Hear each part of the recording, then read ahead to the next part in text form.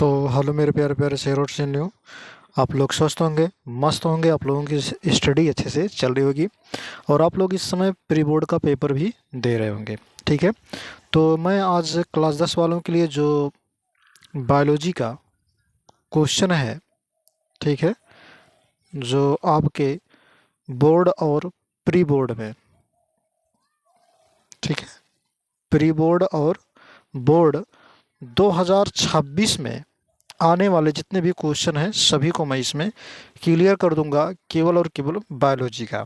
ठीक है, जितने जितने नंबर के आएंगे वो मैं आपको बता दूंगा। ऑलरेडी मैं आपको 20 नंबर के जो बहुविकल्पीय क्वेश्चन आते हैं उसमें से जितने भी क्वेश्चन आने वाले थे मैंने उसकी वीडियो ऑलरेडी जो है अपलोड करके आपको जो है आपके पास भेज दी थी। ठीक है, आज केवल मैं केवल इसमें लिखित वाला भेजूंगा जो आप लिखने वाले होंगे। तो क्वेश्चन नंबर 8 से शुरू होगा। जो आपका क्वेश्चन होगा ये 8वां से शुरू होगा।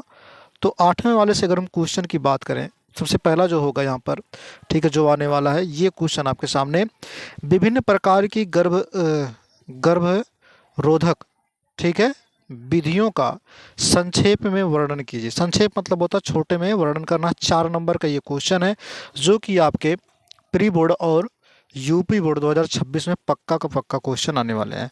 तो देखिए इसकी दो विधियां। सबसे पहली जो विधि है वो आपका ये है जिसको बोलते हैं प्राकृतिक गर्भरोधक विधियां। इसमें क्या होता है कि इसमें किसी दवा या उपकरण का प्रयोग नहीं किया जाता। मतलब इसमें हम दवा का प्रयोग और किसी उपकरण का प्रयोग नहीं कर सकते, ये अपने आप किया जा सकता है। ठीक है, इसको प्राकृतिक तौर पे किया जाता है। जैसे हेडिंग डाल के आप लिखेंगे यहाँ से सुरक्षित अवधि विधि। ठीक है, सुरक्षित अवधि विधि क्या है? मासिक चक्र की, ठीक है, असुरक्षित अवधि में, ठीक है, यहाँ पर सहवास से बचाना। ठीक है, मतलब जो मासिक चक्र होता है जिसको बोलते हैं एमसी, ठीक है, उनमें जो है इसकी सुरक्षा की जाती है। ठीक है, उसको यदि रोका जाए तो मासिक धर्म जो है मासिक धर्म भी रुक जाएंगे, लेकिन जो क्या नाम है, बच्चे की जो प्रेगनेंसी होगी वो ठहरेगी नहीं। ठीक है, वो भी आराम से जो है ख़त्म हो जाएगा। ठीक है, तो उसके बाद अगर हम बात कर लें यहाँ पर, जैसे मान लीजिए मैं आपको ऐसे बता देता हूँ कि अगर किसी, ठीक है, महिला को गलती बस हो जाती है कोई प्रेग्नेंट, तो उसको क्या करता है, ठीक है, या तो फिर उसमें वीर्य का स्खलन ना हो। जैसे मान लीजिए ये विजाइना है, विजाइना में जो पेनिस प्रवेश करेगा, अगर इसमें वीर्य का, किसका, वीर्य का स्खलन, स्खलन का मतलब उसमें नहीं गिरना। ठीक है, अगर वीर्य उसमें नहीं गिराता है तो उसमें याद रखिएगा एमसी का स्राव बराबर होगा, लेकिन जो है प्रेगनेंसी ठहरेगी नहीं। ठीक है, तो ये मैंने आपको बता दिया। अब उसके बाद अगला हेडिंग देख लेते हैं। यहाँ पर देखिए, यहाँ पर लिखा हमने सहवास विराम, मतलब स्खलन से पहले पुरुषांग को बाहर निकाल लेना चाहिए। मतलब स्खलन का मतलब होता है जब सेक्स की प्रक्रिया होती है। कौन सी प्रक्रिया? सेक्स की, यानी कि मैथुन की जब प्रक्रिया होती है तो इसमें क्या होता है, जो पुरुष का पेनिस होता है, ठीक है, पेनिस, उसको क्या कर लेता है, महिला के वेजाइना से, ठीक है, यानी कि योनि से बाहर निकाल लेता है। ठीक है, वीर्य गिरने से पहले। चलिए आगे देखते हैं। इसमें अगला जो है यहाँ पर ध्यान दीजिएगा, स्तनपान विधि। स्तनपान विधि में क्या होता है, प्रसव के बाद कुछ महिलाओं तक, ठीक है, कुछ महीनों तक, महिलाओं तक नहीं, कुछ महीनों तक नियमित स्तनपान से, ठीक है, गर्भधारण की संभावना कम रहती है। अगर स्तनपान मतलब बच्चे को दूध पिलाने, अगर कोई बच्चा जन्म दे देता है तो 6 महीने तक, यानी कि 6 मंथ तक, ठीक है, वो महिला यदि जो है मैथुन की प्रक्रिया करती है तो बच्चे मतलब प्रेगनेंसी ठहरेगी नहीं। तो ये रहा प्राकृतिक विधि। अब हम लोग चलते हैं अगला विधि देखते हैं, दूसरा विधि। तो दूसरा विधि है इसमें बाध्य विधि। दूसरा विधि क्या है इसमें? बाध्य विधि। तो बाध्य विधि में क्या होता है, इसमें शुक्राणुओं को अंडाणुओं तक पहुंचने से रोका जाता है। मतलब शुक्राणु और अंडाणु को मिलने नहीं दिया जाता इस विधि में। जैसे कंडोम का प्रयोग करना, कंडोम यानी कि निरोध का प्रयोग करना, जैसे पुरुष और महिला दोनों के लिए उपलब्ध है। ठीक है। इस टाइम क्या होता है कि मेडिकल्स पर जो है महिला के लिए और पुरुष के लिए जो है कंडोम मिलते हैं, ठीक है, जिसको पेनिस में लगाया जाता है और महिला के विजाइना में जो है लगाया जाता है। उसके बाद क्या है, डायफ्राम या, ठीक है, सर्वाइकल कैप भी आती है। डायफ्राम या फिर सर्वाइकल कैप, ये क्या होता है, गर्भाशय ग्रीवा को ढक लेता है। गर्भाशय ग्रीवा जो होती है ना भैया, जैसे ये गर्भाशय ग्रीवा हो गई, ठीक है, इसको क्या कर लेता है, यहाँ से ढक लेगा ये कैप। उसके बाद क्या होता है, इसके लाभ क्या होंगे, यौन रोगों से रक्षा, मतलब अगर हम इसका प्रयोग करते हैं गर्भाशय कैप का तो यौन रोग जो होंगे, ठीक है, जैसे मान लीजिए HIV हो गया, मतलब एड्स हो गया, ठीक है, इन सब से क्या होंगे, बचे जा सकते हैं, ठीक है। मतलब यौन संचारित जितने भी रोग होंगे सबसे हम क्या करेंगे, बचे जा सकते हैं, तो इन सब चीज़ों से फैलने से बचना चाहिए। आगे हम बात कर लेते हैं। उसके बाद तीसरा होगा, ठीक है, अंतर्गर्भाशयी यंत्र, मतलब अंदर फिट करने वाला। जैसे ये मान लेते हैं यहाँ पर ये गर्भाशय है, ठीक है, ये गर्भाशय है, तो यहाँ पर फिट करने वाला कोई यंत्र होगा यहाँ पर। जैसे यहाँ पर होगा कॉपर टी, इसी गर्भाशय पर लगाया जाएगा कॉपर टी। तो कॉपर टी जो होता है, कौन होगा, कॉपर टी। तो ये कॉपर टी जो होगा, इन्हें गर्भाशय में स्थानांतरित किया जाता है, मतलब गर्भाशय की दीवारों पर लगाया जाता है, जैसे कॉपर टी, ठीक है। इसको क्या बोलते हैं, क्या बोलते हैं इसको, लिपजी लूप, ठीक है। ये क्या काम करता है, तो ये शुक्राणुओं की सक्रियता को कम करना और ठीक है, गर्भ स्थापना को रोकने का काम करता है, मतलब शुक्राणु जो होते हैं जो पहुंचते हैं उसको रोक देता है, ठीक है, ये रहा। अब तीसरा जो होगा हार्मोन्स की बात, तो हार्मोन्स, ठीक है, हार्मोनल विधियाँ, हार्मोनल विधियाँ कौन कौन सी, इसकी बात कर लेते हैं।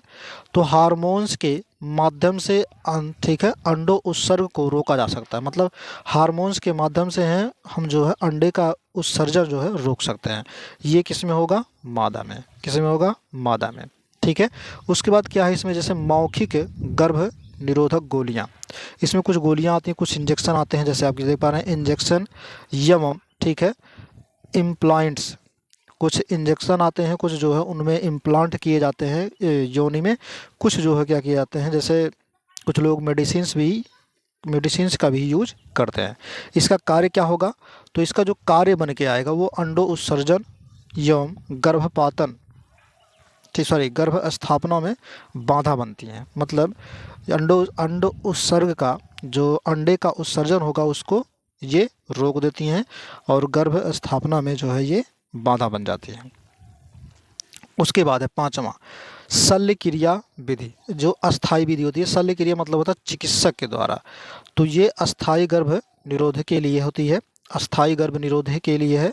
जैसे नसबंदी जो कि पुरुषों में होता है, ट्यूबोकोटॉमी जिसको बोलते हैं नलबंदी, नलबंदी, ठीक है, तो ये महिलाओं में होता है। तो नलबंदी, नसबंदी, ये हो गया 4 नंबर का। कितने नंबर का, 4 नंबर का आपका क्लियर हो गया।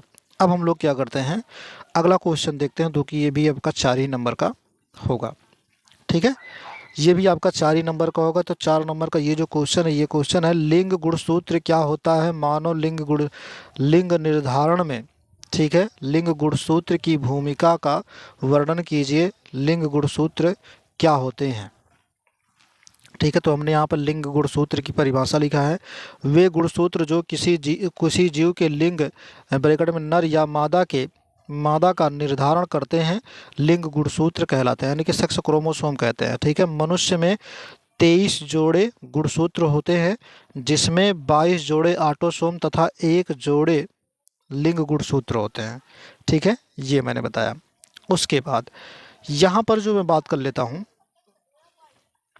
ठीक है, मानव में लिंग गुणसूत्र, तो मानव में जो लिंग गुणसूत्र होता है, स्त्रियों में XX गुणसूत्र होते हैं, पुरुषों में X और Y गुणसूत्र होते हैं।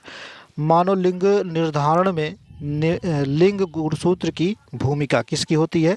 तो भूमिका होती है अंडाणु की, और किसकी होती है? शुक्राणु की, जिसको ओवम और स्पर्म बोलते हैं। ठीक है, तो अंडाणु यानी कि स्त्रियों के सभी अंडाणुओं में केवल एक्स गुणसूत्र पाया जाता है, और पुरुष में 2 प्रकार के पाए जाते हैं। पुरुष में कितने प्रकार के? 2 प्रकार के, एक एक्स पाया जाता है, एक वाई गुणसूत्र पाया जाता है।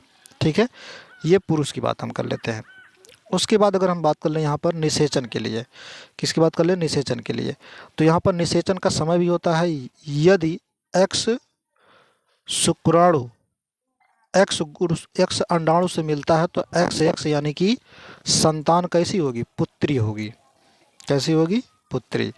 अगर वाई शुक्राणु और एक्स अंडाणु मिलता है तो संतान कैसी होगी? ठीक है, पुत्र पैदा होगा। ये है निषेचन के बाद। निषेचन के समय क्या क्या प्रक्रिया होती है, ये मैंने यहाँ पर एक फिगर लगाया है जो कि आपको बहुत ज़रूरी है। ये फिगर को देखना। ठीक है, आप देख पा रहे हैं यहाँ पर क्या है? पुरुष का कोश क्या, यहाँ पर स्त्री की कोश क्या, यहाँ पर 44 गुण, टोटली याद रखिएगा 46 गुणसूत्र होते हैं। ठीक है, पुरुष में 46 और 46 स्त्री में, तो 44 गुणसूत्र जो होते हैं ये कायिक वाले होते हैं, कायिक गुणसूत्र होते हैं। और जो 2 ये गुणसूत्र बचते हैं ये होते हैं लिंग गुणसूत्र, जो डिसाइड करते हैं कि लड़की होगी कि लड़का।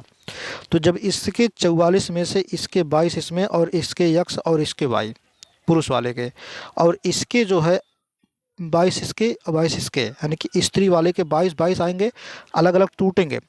तो इसके शुक्राणु से और इसके अंडाणु से जब हम क्रॉस कराते हैं तो हमको मिलता है कि 44 प्लस एक्स एक्स, और एक मिलता है 44 प्लस एक्स वाई मिलता है। तो यहाँ पर जो एक्स एक्स मिलेगा वो हो जाएगा पुत्री, और जो मिलेगा एक्स और वाई ये हो जाएगा पुत्र। ठीक है, सेम कंडीशन वैसे आप देखने को पा रहे हैं इधर भी, सेम कंडीशन आप देखने को पा रहे हैं। ठीक है, तो वही चीज़ इधर भी है। तो याद रखिएगा कि अगर 44 प्लस एक्स एक्स गुणसूत्र होगा तो पुत्री होगा, अगर 44 प्लस एक्स और वाई होगा तो पुत्र होगा। ठीक है, तो ये भी क्रॉस आपको कराना हो अनिवार्य है उसमें। ठीक है, चलिए देखते हैं, इसका निष्कर्ष निकाल लेते हैं। तो निष्कर्ष की अगर हम बात करें तो इसमें संतान का लिंग पिता के गुणसूत्र पर निर्भर करता है, मतलब कि पिता ही जिम्मेदार होता है कि लड़की होगा कि लड़का, ना कि माता पर। इसलिए मानव में लिंग निर्धारण को एक्स वाई प्रकार का लिंग निर्धारण कहा जाता है। ठीक है, ये मैंने आपको बता दिए 4 नंबर के। ठीक है, अब हम लोग क्या करते हैं, 10वें क्वेश्चन को देखते हैं 4 नंबर के, ये भी। ठीक है, तो 10वां क्वेश्चन में कहा निम्नलिखित पर टिप्पणी लिखना, जैसे पोषी स्तर और साइटोकाइनिन। पोषी स्तर और साइटोकाइनिन पर हमको टिप्पणी लिखना है, दोनों को लिखना है। तो हेडिंग डालेंगे आप पोषी स्तर, जिसको बोलते हैं ट्रोपीज। ठीक है, लेवल।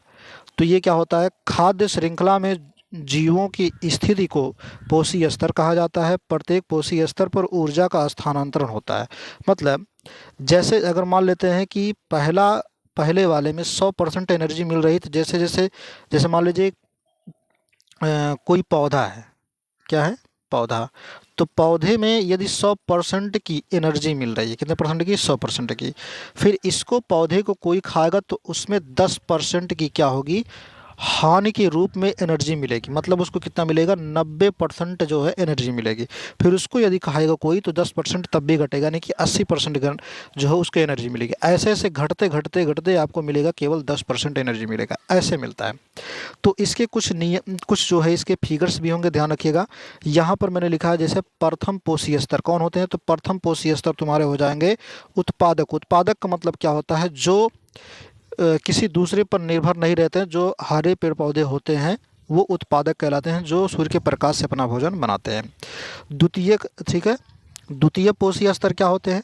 द्वितीय पोषी स्तर वे होते हैं जो उत्पादक को खाते हैं, जो शाकाहारी होते हैं, जैसे गाय हो गया, भैंस हो गया, बकरी हो गया, ये सब, हिरन भी हो गया। उसके बाद मैं बात कर लेता हूँ, यहाँ पर देखिए मैंने एक फिगर लगाया है, जो आपको ये फिगर भी बनाना होगा। ये पिरामिड है, इस तरीके से पिरामिड बनाना है, और इसमें आपको जैसे उत्पादक में लिखना है आपको, ठीक है, हरे पेड़ पौधे। प्रथम उपभोक्ता में लिखना है शाकाहारी। शाकाहारी में आप 2-3 एग्जाम्पल लिख दीजिएगा, हिरन, बकरी, गाय, भैंस। द्वितीयक उपभोक्ता में कौन कौन आएंगे? द्वितीयक उपभोक्ता में आ जाएंगे तुम्हारे मांसाहारी, ठीक है, द्वितीयक उपभोक्ता में कौन आ जाएंगे? मांसाहारी। तृतीयक उपभोक्ता में कौन आ जाएंगे? इसमें भी उच्च कोटि के मांसाहारी। मांसाहारी में तुम्हारे इसमें कौन कौन आ जाएंगे? ठीक है, लिख लीजिएगा आप, कुत्ता, बिल्ली भी होता है। और उसके बाद इस वाले में क्या आ जाएंगे? बाघ, शेर, ठीक है, तृतीयक वाले में। तो ये पोषी स्तर वाला आप फिगर जरूर बना लीजिएगा, ठीक है।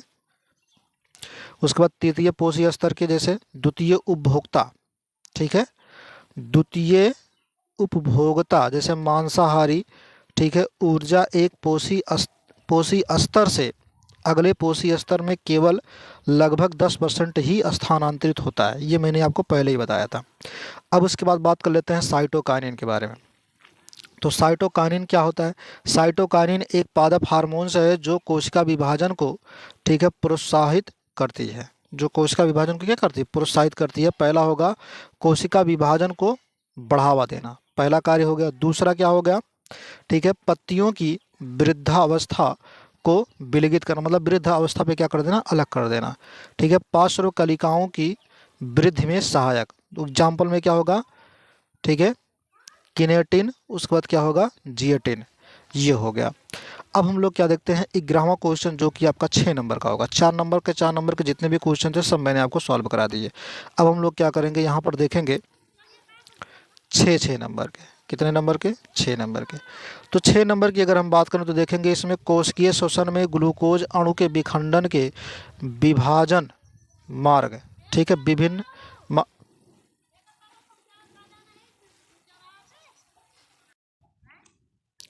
ठीक है।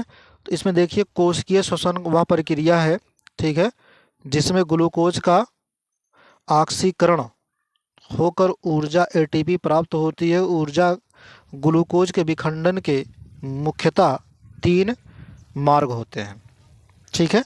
इसके विखंडन के कितने मार्ग होते हैं? 3 मार्ग होते हैं। चलो देखते हैं पहला कौन सा मार्ग होगा। पहला जो मार्ग होगा यहाँ पर अगर मैं बात करूँ, ठीक है, सबसे पहला जो मार्ग होगा ग्लूकोज का विखंडन, ठीक है। तो पहले मार्ग में क्या होगा? ग्लाइकोलाइसिस। ग्लाइकोलाइसिस में क्या होता है? ध्यान रखिएगा, यह प्रक्रिया कोशिका द्रव्य में होती है। कहाँ होती है? कोशिका द्रव्य में होती है। एक ग्लूकोज अणु में कितने होते हैं? 6 कार्बन टूटकर 2 पायरुविक अम्ल यानी कि 3 कार्बन बनाता है, ठीक है। इसमें थोड़ी मात्रा में ऊर्जा प्राप्त होती है। उत्पादन कैसे होगा इसका? 2 पायरुविक अम्ल मिलेगा, एटीपी के रूप में 2 एटीपी मिलेंगे, शुद्ध मिलेंगे, और 2 NADPH मिलेगा। अभी मैं फिगर भी बताऊंगा कौन सा बनाना होगा, ठीक है।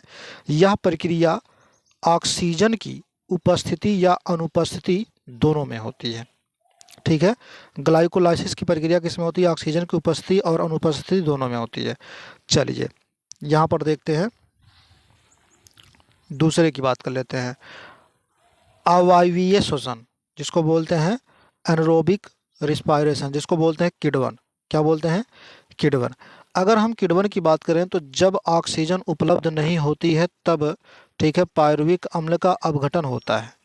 जब ऑक्सीजन उपलब्ध नहीं होती है तब पायरुविक अम्ल का अपघटन होता है। जैसे पहला तुम्हारा क्या होगा? एल्कोहल का किण्वन। तो एल्कोहल का किण्वन कैसे किया जाता है? पौधे व ईस्ट में। जैसे पायरुविक अम्ल होता है, पायरुविक अम्ल जो है किससे क्रिया करेगी? तो एथाइल अल्कोहल से, एथिल अल्कोहल से क्रिया करके क्या बनाएगी? यहाँ पर ध्यान रखिएगा, कार्बन डाइऑक्साइड प्लस ऊर्जा के रूप में निकलेगी, ठीक है। उसके बाद क्या होगा? यहाँ पर ध्यान रखिएगा, अगर ये सब नहीं लिख पाते हैं तो जो भी एग्जाम्पल बताऊँ मैं, जो भी दूंगा, ठीक है, हालांकि इसको लिख भी सकते हैं, जो भी फिगर बताऊंगा उसको भी आपको बनाना होगा, बहुत ही इंपॉर्टेंट होगा फिगर, ठीक है। उसके बाद क्या होगा? लैक्टिक अम्ल की किण्वन, जिसको क्या होता है? पशुपेशियों में, ठीक है। जैसे पायरुविक अम्ल होगा, पायरुविक अम्ल क्या करेगा? लैक्टिक अम्ल और प्लस ऊर्जा में टूट जाता है, ठीक है। उसके बाद क्या होगा? इसमें बहुत कम एटीपी बनती है। आगे चलते हैं, देखते हैं इसमें जो तीसरे की बात कर लेते हैं। इसमें लिखा वायवीय श्वसन, ठीक है, एनरोबिक, जिसको बोलते हैं ऑक्सीजन की अनुपस्थिति में पायरुविक अम्ल का पूर्ण ऑक्सीकरण होता है। यह प्रक्रिया माइटोकॉन्ड्रिया में होता है, ठीक है। वायवीय की प्रक्रिया कहाँ होती है? माइटोकॉन्ड्रिया में होता है। अवायवीय की प्रक्रिया कहाँ होती है? तो पायरुविक अम्ल का अपघटन होता है। ठीक है, ग्लाइकोजन का किस में होता है, तो ग्लाइकोजन का होता है कोशिका द्रव्य में। ठीक है, इतना मैंने बताया। अब उसके बाद अंतिम उत्पाद इसका क्या बन के आएगा, तो अंतिम उत्पाद ये बन के आएगा, और ये फिगर आपको जो है बना लेना है। अंतिम उत्पाद ये बन के आएगा जो कि क्या होगा, कार्बन डाइऑक्साइड प्लस जल प्लस अधिक मात्रा में ऊर्जा, जो कि कितने 36 से 38 एटीपी के रूप में निकलेंगे। ये फिगर आपको बना लेने हैं। ठीक है, जो फिगर आपको बनाना है ये मैंने आपको बता दिया है। तो देखिए यहाँ पर ग्लूकोज है, ग्लूकोज का 6 कार्बन होते हैं जो कि 6 अणु होते हैं। ये कोशिका द्रव्य में होता है, जब कोशिका द्रव्य में होगा तो पायरुविक अम्ल बनता है, जो कि कितने होंगे, ऊर्जा और 3 जो है कण इसके होंगे। अब क्या होगा, जब ये ईस्ट में होगा, किस में होगा, ईस्ट में, तो ऑक्सीजन की अनुपस्थिति होगी, तब ये बनाएगा एथेनॉल, और क्या बनाएगा, कार्बन डाइऑक्साइड प्लस ऊर्जा बनाएगा, वो भी इसमें 2 कार्बन अणु केवल रहेंगे। लेकिन जब ये हमारी पेशियों में यानी कि मनुष्य की पेशियों में रहेगा तो ऑक्सीजन का अभाव होगा, मतलब ऑक्सीजन उसमें नहीं होगा, तब क्या बनाएगा, लैक्टिक अम्ल और ऊर्जा भी मुक्त करेगा, वो भी 3 अणु वाले। लेकिन जब माइटोकॉन्ड्रिया में होगा तो वहाँ पर ऑक्सीजन उपस्थिति होगी, तो कार्बन डाइऑक्साइड और क्या बनाएगा, जल और ऊर्जा भी निकालेगा। ठीक है, ये फिगर आपको बना लेना है, जो बहुत ही इंपॉर्टेंट है, ध्यान रखिएगा। चलिए इसके निष्कर्ष की बात कर लेते हैं। तो निष्कर्ष में आप देख पा रहे हैं यहाँ पर लिखा हमने कि ग्लूकोज का विखंडन परिस्थितियों में, ठीक है, परिस्थितियों के अनुसार विभिन्न मार्गों से होता है, जिसमें वायवीय श्वसन सबसे अधिक ऊर्जा प्रदान करती है। अथवा करके क्वेश्चन है, ये 6 नंबर का आपको क्वेश्चन हो गया। अथवा करके क्वेश्चन है, क्वेश्चन का नाम क्या है, पादप में खाद्य पदार्थ एवं जल के परिवहन की प्रक्रिया का संक्षेप में वर्णन कीजिए। ठीक है, पादप में खाद्य पदार्थ का जल के परिवहन की क्रिया। ठीक है, ये हेडिंग है। अब देखिए इसमें इसका आंसर आपको क्या लिखना है। ठीक है, तो मैं आपको पढ़ के केवल बता दे रहा हूँ, बाकी दोनों में से आप कोई भी एक कर सकते हैं, अथवा करके दिया रहता है। तो आंसर में क्या होगा, पादपों में जड़ से पत्तियों तथा जल तथा पत्तियों में बने भोजन का परिवहन विशेष संवहनीय ऊतक द्वारा होती है। जल का परिवहन हेडिंग डालेंगे, उसमें लिखेंगे जल का परिवहन मुख्यतः जाइलम द्वारा होता है। प्रक्रिया कौन सी होगी इसमें, जल के रोम मिट्टी से जल का अवशोषण करते हैं। ठीक है, जड़ के रोम मिट्टी से जल का अवशोषण करते हैं। जल प्रासरण द्वारा जड़ की कोशिकाओं से होते हुए जाइलम तक पहुंचता है। जाइलम नलिकाओं द्वारा जल ऊपर की ओर पत्तियों तक पहुंचाता है। ठीक है, उसके बाद जल परिवहन में, ठीक है, सहायक बल। तो जल परिवहन में सहायक बल कौन होगा, वाष्प उत्सर्जन खिंचाव, ठीक है, मुख्य बल है। मूल दाब और क्या होगा, केशिकत्व दाब। ठीक है, केशिकत्व भी लगता नहीं कि कोशिका वाला दाब। उसके बाद दूसरा जो होगा खाद्य पदार्थ का परिवहन। खाद्य पदार्थ परिवहन मतलब भोजन का परिवहन फ्लोएम करता है। भोजन का परिवहन कौन करता है, फ्लोएम। ठीक है, तो फ्लोएम अगर भोजन का परिवहन करता है तो इसमें ध्यान रखिएगा प्रक्रिया कैसे होगी, यानी कि स्थानांतरण कैसे होगा, लोग लेके जाएगा कैसे। तो पत्तियों में बने भोजन यानी कि मुख्यतः सुक्रोज का परिवहन फ्लोएम नलिकाओं द्वारा होता है, या परिवहन स्रोत से, ठीक है, सिंक की ओर, ठीक है, सिंक की ओर, जैसे पत्तियों की जड़ें, जैसे पत्तियों की जड़, तना, पत्ती, बीज। यह प्रक्रिया दोनों दिशाओं यानी कि ऊपर नीचे में होती है। ठीक है, आवश्यक ऊर्जा की आवश्यकता कौन कौन सी पड़ती है, तो एटीपी के रूप में, ठीक है, इसको ऊर्जा की आवश्यकता पड़ती है जो कि लेके जाता है। तो आज की वीडियो यहीं तक, फिर मिलेंगे नए वीडियो में। जब तक आप लोग हंसते रहिए, मुस्कुराते रहिए, और वीडियो को लाइक शेयर कर दीजिएगा। पूरा का पूरा वीडियो देखिएगा। ठीक है, पक्का आपके पेपर में ये टपकने वाला है। ठीक है, तो जय हिंद, जय भारत।